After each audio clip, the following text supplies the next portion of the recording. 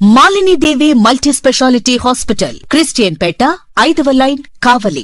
Doctor Guttipati Malinidevi, MBBS, MS, OBGY, కాన్పులు మరియు గర్భకోశ వ్యాధి నిపుణులు.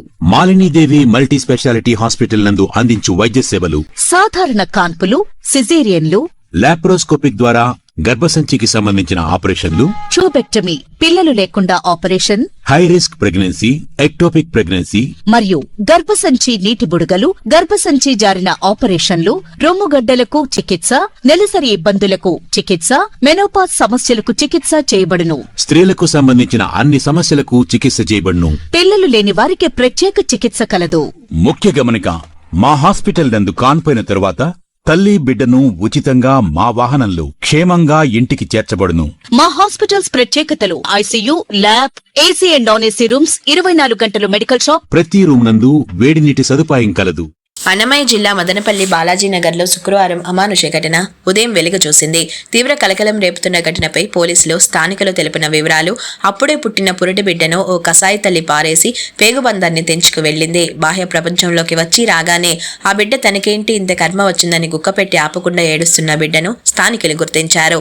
వెంటనే 2 టౌన్ పోలీసులకు సమాచారం అందించారు. స్పందించిన విధుల్లో ఉన్న కానిస్టేబుల్ మధుకర్ వెళ్లి పేగు కూడా ఉడని ఆ పసికందుని ఎత్తుకుని చుట్టుపక్కల విచారించారు.